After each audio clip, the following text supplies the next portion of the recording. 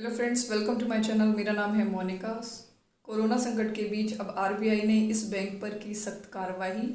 ग्राहकों के खातों से पैसे निकालने पर लगाई रोक। भारतीय रिजर्व बैंक आरबीआई ने कानपुर स्थित पीपल कोऑपरेटिव बैंक की कमजोर वित्तीय स्थिति के कारण उसके ऊपर 6 महीने के लिए नए ऋण देने और जमा स्वीकार करने पर रोक लगा दी है। यह जानकारी आरबीआई ने 11 जून को दी।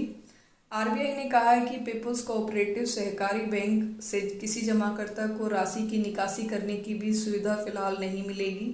आरबीआई की ओर से जारी बयान में कहा गया है कि 10 जून 2020 को व्यवसाय बंद होने के बाद बैंक रिजर्व बैंक की लिखित अनुमति के बिना कोई नया कर्ज देने या पुराने बकाए को रिन्यू नहीं कर सकेगा। इसके अलावा बैंक कोई नया निवेश नहीं कर सकेगा और न ही नया जमा स्वीकार कर सकेगा। रिजर्व बैंक ने सहकारी बैंक के ऊपर किसी संपत्ति को बेचने, स्थानांतरित करने या उसका निपटान करने पर रोक लगा दिया है।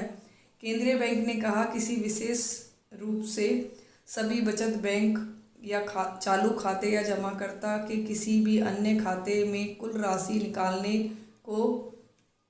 निकालने की अनुमति नहीं दी जा सकती है। यह निर्देश 10 जून को कारोबार बंद होने के 6 महीने बाद तक लागू रहेंगे और समीक्षा के अधीन होंगे। हालांकि रिजर्व बैंक ने यह स्पष्ट किया है कि इस निर्देश को सहकारी बैंक के बैंकिंग लाइसेंस को रद्द करने के रूप में नहीं लिया जाना चाहिए। बैंक अपनी वित्तीय स्थिति में सुधार होने तक प्रतिबंधों के साथ बैंकिंग व्यवसाय करना जारी रखेगा। आपको बता दें कि मई में आरबीआई ने महाराष्ट्र के सीकेपी कोऑपरेटिव बैंक का लाइसेंस रद्द कर दिया। महाराष्ट्र के इस कोऑपरेटिव बैंक पर वित्तीय अस्थिरता के चलते आरबीआई ने यह फैसला लिया। 30 अप्रैल के बाद से ही आरबीआई ने बैंक के सभी ऑपरेशंस रोक दिए थे। निवेशकों का फैसला बचाने के लिए रिजर्व बैंक का यह फैसला लेना पड़ा।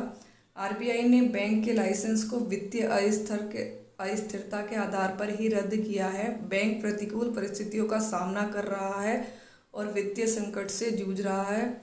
इसी तरह की अपडेट लेने के लिए please like and subscribe my channel. तब तक के लिए टेक केयर, बाय बाय।